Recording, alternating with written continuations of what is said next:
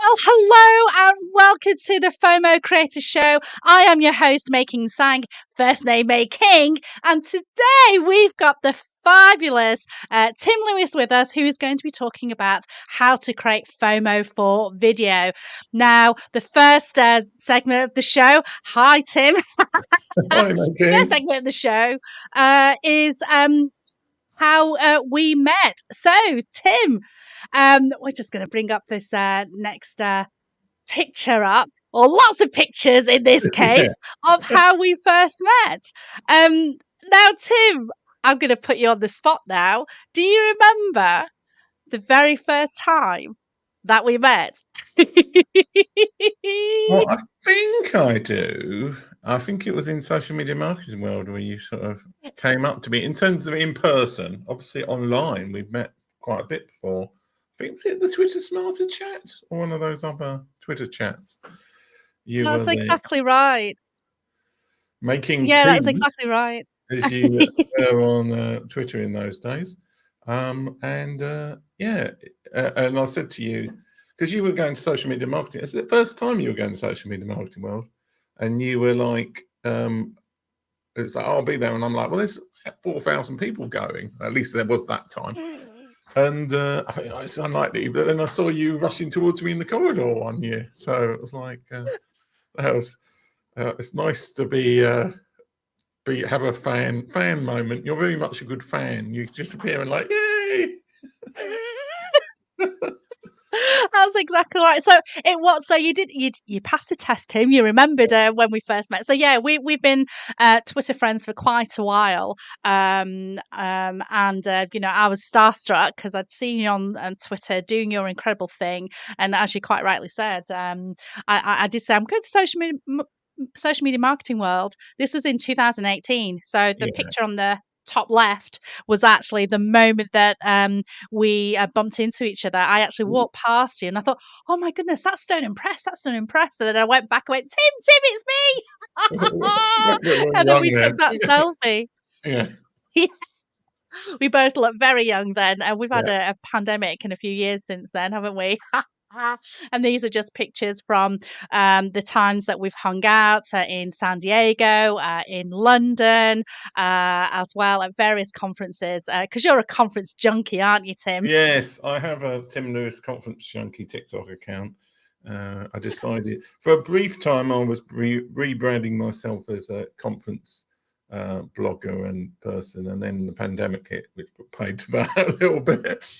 But I think the photo in the middle, at the bottom middle, is post-pandemic. So that's when we met in London, and that's exactly right. Yeah. And with Howie Life in Stills, we met him.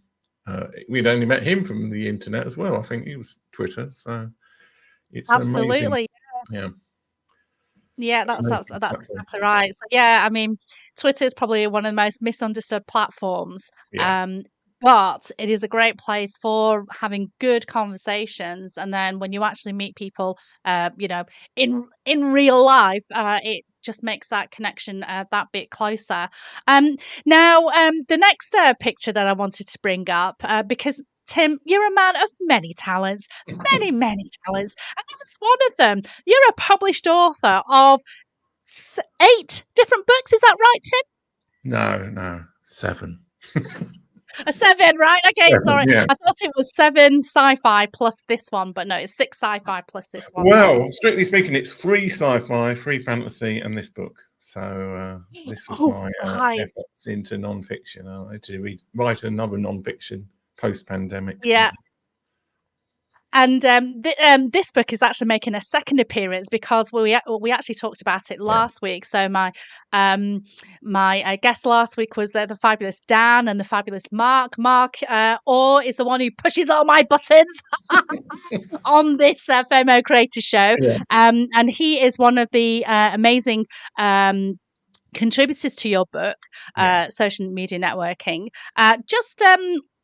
Just tell the viewers, for those of them who haven't heard this book before, what it's all about. Well, I wanted to write a book that was more positive about social media. So because I know from personal experience, as you say, like I've gone to conferences and I've gone to events and I've met lots of people I've met off social media. And I noticed that there were lots of people who had got job opportunities, found romantic love, managed to change government decisions based on connections they made on social media. So I put out a Facebook post, I think it was 2018, saying like, I'm looking to write a book about positive experiences from social media. And I think I had quite a lot of responses, really, and then whittled it down to about 20, one of which is Mark, about how he met his partner on Facebook. And yeah, and then the beginning and the end of the book is me talking about like how I interviewed people, and then the lessons learned in terms of how you use the social media to get ahead in your life. So that's the basis of the book. So it's a positive book about social media, as opposed to all the general negativity that we've had about social media recently. Wonderful. Now, as I mentioned, Tim, you are a man of many talents. And Yeah. today on the FOMO Creator Show, we are going to be talking about how to create FOMO for video. Now, you do this extremely well. And at this segment of the show, Mark, if you wanted to bring up the next picture, because we're going to be talking about, no, not BTS, the K-pop band. But BTS as in behind the scenes. Now, Tim, as I mentioned, you are extremely good at showcasing, generating FOMO with your videos. And I just thought we could talk a little bit about this next picture. Yes. So this particular picture is a clip from my interview with a certain May King sang person who I interviewed on my BookChat.live show. And the way the BookChat.live works is that I talk to somebody about their favourite books. So one of your favourite books was You Are a yeah, You Are a Bad Art. I was like, why is she corrected it? I said, oh yeah, it's a May King joke. You Are a Bad Art at Making Money by Jin Cicero. And that show is actually much more than just posting. I posted this clip on Twitter as well, but the way that it works on Amazon, being an Amazon influencer with the show, is like this is actually uploaded to the book page on Amazon. Hopefully it is anyway. I always need to check. Sometimes Amazon takes them down. So yeah, for every show I do, I more or less take every single little bit of the show and chop it up into clips and then repurpose those clips and use them. So I've got two major shows that I work at the moment: Oh No, Another Live Show and BookChat.live. And I use quite a lot of tools and technologies to be able to clip these and get them to work in a reasonable way, because it can take a long time repurposing clips from a show. So that is what this particular clip is. It's a clip where I we're love it. talking And about that. Yeah. I did notice the point at which you noticed. Oh, there's something wrong with the title there. It's I because I thought like changed the I thought spelling from like, oh, making have to I made making. I thought if I made a typo mistake in the address. I almost got a guest, spelled a guest name wrong today, but I just managed to catch it in the last minute. So Oh wow, yeah, amazing. But yeah, as I say, you are so extremely, extremely good at creating these clips. And I've had the privilege of appearing on a couple of your shows. So you've got BookChat.live, where we discussed, the different books, as we've just seen. And the other one that you have a co-host with is Oh No, Not Another Live Show. Now, I particularly love that particular show because what you've done is as I say, I featured on your show recently as part of International Women's Day. And I presume you do this with all of your guests, where you create little clips and you share them on Twitter Media Studio, yeah, which is a unknown, absolute absolute amazing gem that a lot of Twitter users probably don't know. And because you shared those clips with me as one of your guests, it gave me instant content, which I was able to then schedule and share. So it gives me a bit more publicity and it gives you a bit more publicity and everybody wins. I just absolutely love it. So, I think that's what a lot of people make the mistake of. Not a mistake. It's something that they don't do enough of, which is they spend a lot of time doing the shows, live show or a podcast, but then they move on to the next one and promote that one. Move on to the next one and promote that one. But in between, the weeks or the months that you have your next show, you can clip those out and promote the show in order to get more viewers and listeners. I wanted to talk a little bit about that just because you do that so well, Tim. Yeah, well, I mean, as I say, I use quite a lot of tools and technology. I used to be a former developer in a previous life, so used to be. But most of these are free tools or things that are available. So you can clip up a show, and then I've got a little automation tool. But you can do it manually to just upload them into Twitter Media Studio, and you fill in all the details. And it, as you say, it's a very unknown tool in Twitter because, like many things in Twitter, they introduced it and then they never really promoted it. But yeah, what you can do is you can create a video and then you can put a call to action link on it. And that, if you click on that, it will then take you to that particular website. So for a show promotion, you can have a clip from the show and then you can have that link. I'd also put the link in the description of the tweet as well, because I think on some mobile it doesn't work, the normal click, but on desktop it certainly works. You can click through and do it. You can also, and I'm a bit slack at doing this, but you can include subtitles in there as well on the thing. And as you say, you can share it with the guest, so that if the guest logs into their Twitter Media Studio, they can go to the sharing tab and see all of these clips that have been shared with them, and then they can create clips with the same video and the same call to action on their Twitter feed. So it's really great technology, but people just aren't using it. Love that. Well, that's why you're here to share your amazing tips with the world. Now, let's bring up the next picture, and you can walk through a little bit about that. Wowzers, what have we got here?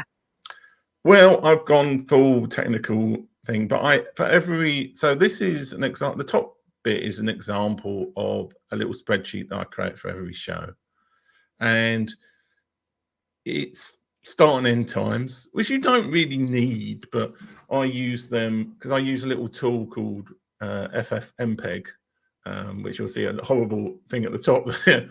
But you just need to understand how it works once, and then you can just cut and paste the times in, and it will create a clip with that file name for that particular clip of the show. And I use this spreadsheet for creating all of the stuff about the clips. So if I need to go back and find out what the description was, I can use that. And I've also got another spreadsheet tab where I create the Twitter tweets based on that as well. So that's kind of the spreadsheet side, but you don't need to be that techie really. You can do it in Twitter Media. Down on the bottom left, remembering right and left, bottom left, that's an example of a clip on Twitter Media Studio. So you see you have a title and then you have a description. You can actually put a category in. I think I always put entertainment in, and then the call to action is what you see when you click, and that's to the YouTube video of the full show.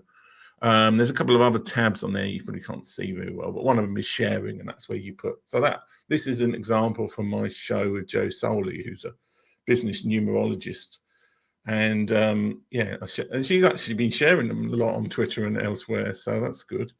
In fact, people have been sharing that's the good thing about Twitter Media Studios. You can get the guests to share the clips as well. They don't always do it. A lot of the time, the clips people just ignore them, and I have to poke them, stick to saying, "Can you share the clips out, please?"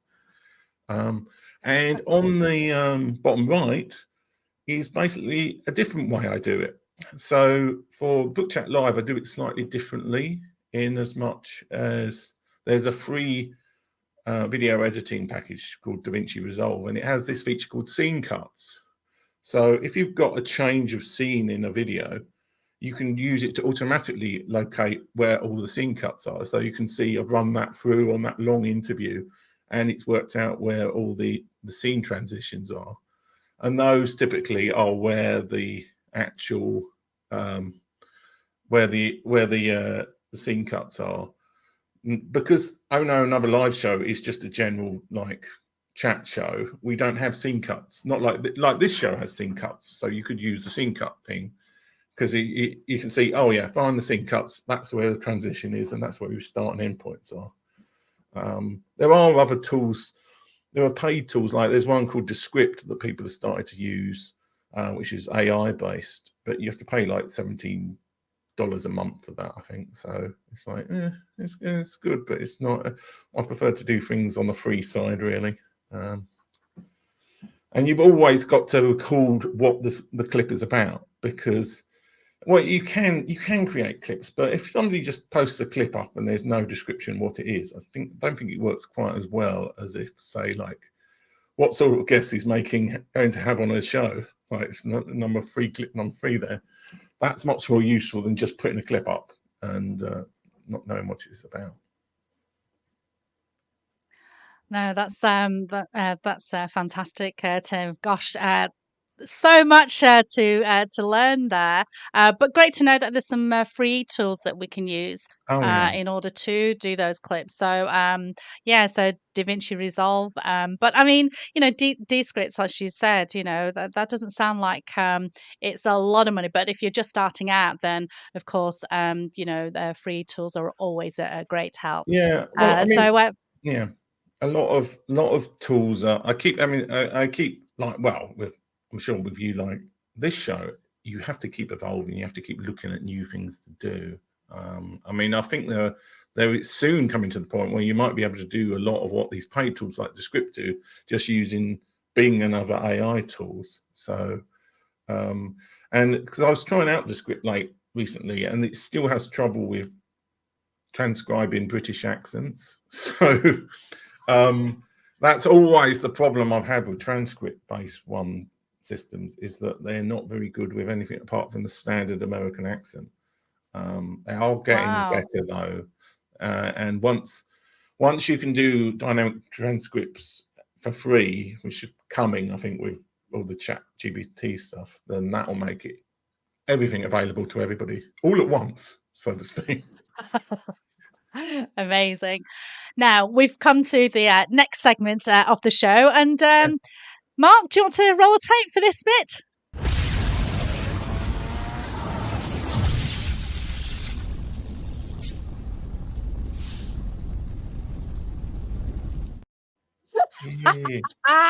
Back to the FOMO. In this segment, I just want to talk about you know, some of your clients really, and how they create FOMO. We've talked a lot about some of the tips. You know, you've given some great tips on how people can use video and how they can generate that buzz and excitement and FOMO with the videos by, you know, by clipping them out. But you've got a few courses, haven't you, to help your clients as well? Is that right, Tim? Well, I'm in the process of launching a new courses, Stone and Press courses, which is courses.stoneandpress.com. So far, there's only one course in there, but I'm working on a new one, especially on creating FOMO and clips from shows, which will be available very, very soon, because I don't feel like it's right announcing something and they're not doing it.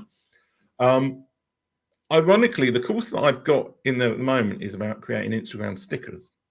And I'm going to upgrade that course, because there's also like a very good use for exactly the same stuff as what you use for Instagram stickers, which is creating graphics for live shows. And I did actually send one that I think Mark might need to take this slide across and then play the little GIF that I put on as an example of what you can create using the same stuff you can when you create Instagram stickers. So this is where I'm telling poor Mark what to do. He's probably yay. So this is exactly what you would do with an Instagram. It's a transparent GIF, and we just have this all day. And Admittedly, I slightly cheated in that I used the paid version of DaVinci Resolve to create the little mask of the making coming up and down. But yeah, I think you can turn that off now, Mark. It's getting a little bit annoying. That is amazing, and Yeah. I have actually, a couple of times, I go on Instagram stories. I've been frustrated by, searching for the sticker that I wanted to create for my story, and been frustrated because they haven't got exactly the one that I want. So of course it makes sense to create my own. So yeah, I look forward to the upgrade of your course so that I can learn how to create amazing gifts like that to put onto a live show. That's Well, I amazing. mean, Um, yeah. In terms of Sorry, what go ahead, Tim. Yeah, well, because most people know what GIFs are, as in like those little things where you have like a meme or whatever. But a transparent GIF, and what you need for a sticker is one that has a transparency, and that's a lot harder to do. So that's what's in the course, and that's exactly the same as what you use with those background effects as well. So I just thought I'd say that Fantastic. for anybody wondering, it's like, oh, is that a GIF? It's like, yeah, it's a special kind of GIF, though. It's a stickery GIF. Brilliant. So I just wanted to bring up the next picture because, as I said, you're a man of many talents, Tim, Yeah, and you were responsible for this incredible end credits video right at the end, which we will show at the end at of the end, this though. show. Yeah, funnily enough. Yeah. So I gave you a little bit of a brief on what I wanted, and you absolutely smashed it. I wanted something that was kind of Star Warsy, a bit of a hyperlapse thing, like the Millennium Yeah. Falcon just drifting off into outer space, and you did exactly that.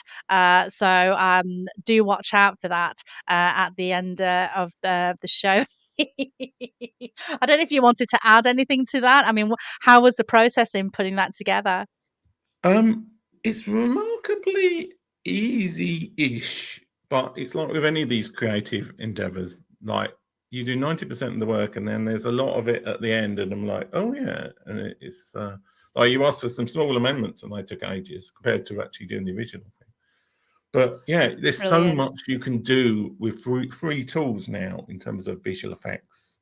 And you might require you to do a bit of YouTube searching because there are a lot of people who are like, I did type Star Wars effects for the hyperspace bit at the end. I couldn't work out how to do that myself. So I did slightly go to YouTube and find out ways to do it.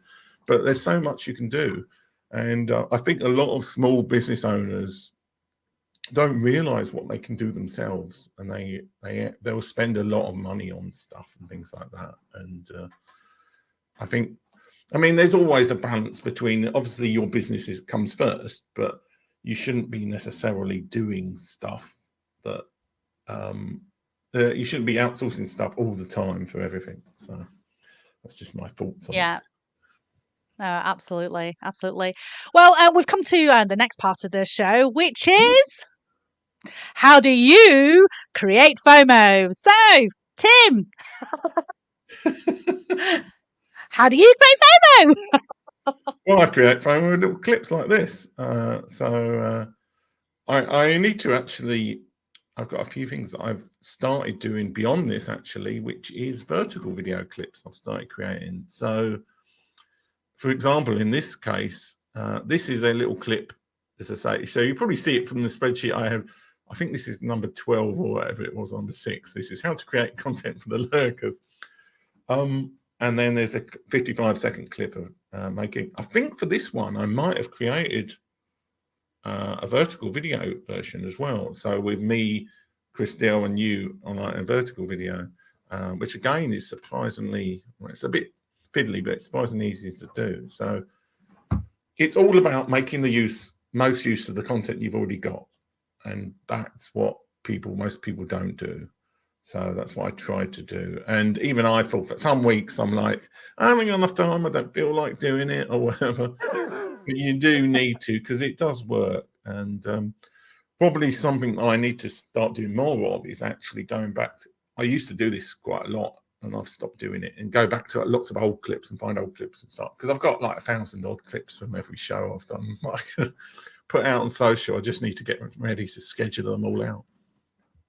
Yeah, absolutely. And I put in a little a little box there to talk, to mention that it is post FOMO, Yeah, just to explain that, with a lot of with a lot of content creators, if they've got a live show or a podcast, they produce the podcast, they promote the up and coming podcast, and then they go on to, once it's been published, then they go on to promoting the next guest in the next episode, but they're forgetting to, try and get people to catch the show if they've missed it, because, quite often a lot of people don't tune in live. So we need to let people know that you've got to replays, and you do that so well with having those little clips, and putting the clips in context, like you said earlier as well, by introducing the clip, letting people know, what they're about to see. So now, we've talked a little bit about BookChat.live, and I know you wanted to talk a little bit about that as well. So, Mark, if you right on cue. So this is your browser. This is their website, BookChat.live, isn't it? yeah. This is actually the Amazon page for it. So, the thing it's not very well known in the UK because it's not available yet here, but in the US, you can go live on Amazon.com itself, and that is where I go live with BookChat.live. There is an ulterior motive as to why I go live on Amazon, in that if people click on the books that are featured on the show and buy them, then I get an affiliate income. So I'll get like 50 cents or whatever. So I've interviewed 20. How many people I interviewed? 27 people on the show. Wow. A whole variety of authors, people who like books. I've started getting more into people who like books now, because like I had who did I have on? I had somebody on recently who read like a book a week every year for the last 10 years. So it was Wow. yeah. So I look down. It wasn't any of them. Like, It's yeah, from your previous series. yeah, probably. And yeah, but it's like, well, like Marissa has never written a book, but she is a member of a book club. And similarly, I think Finola Howard was another avid reader, and some of the avid reader ones are the people who actually give a better selection of books. But I found so many great books from doing this show. So over and above me earning $5 a week or whatever I'm earning at the moment from affiliate income, it's great to do a show where people recommend the books, because I found some really fantastic books, and I've got a big backlog of books I need to read now, because it's great to talk to people about their favourite books. Wonderful. Now, Tim, it's been absolutely amazing talking to you. You've given some fantastic tips on how people who have a podcast or a live show, or on how they can, clip the videos in order to, gain more viewers to a previously live broadcast. At this segment of the show, we want to talk about you. We want to give you a bit of FOMO promo. So, what have you got going on at the moment? You talked about your courses that you're going to upload on your new browser. What Which else is, have we got going on? well, courses.stoningpress.com. BookChat Live's returning next Tuesday, which will be like 8 o'clock UK time and noon Pacific time, 3 p.m. Eastern time. I've got very good at converting times in my head. Next week on Oh No, Not Another Live show, I've got Roger Edwards on the show, I think. I think it's Roger Edwards. And Tim Hughes is a guest on Tuesday, by the way, for BookChat Live. I don't know why I forgot. Sorry, Tim. I forgot to mention you. Yeah, I'll be working on finishing the courses off. I'm going to be making the Instagram stickers one, so that it's also about how to use DaVinci Resolve to do it, because I used to use different tools to do it when I wrote that course originally. And and also do a general one on clip creation, because there's a lot of stuff and tools that I use that are free, and I think people should be using them more. Also, I'm a very big fan of using PCs rather than Macs, because there are so many, like, because on like an iPhone you can do keyword expansion, but there's a free tool on Mac that you can do keyword expansion. So you can type in, you can set it up so that your particular guest name, you just have a code like star guest, and it will expand it to whatever the name of your guest is for that particular week, and it saves so much time. So there's little things like that that I'll include in a course on how to create FOMO for live shows. Almost like, I think he might actually just call it that, because rather than create clips, it's like FOMO. I'll steal your FOMO term. Absolutely.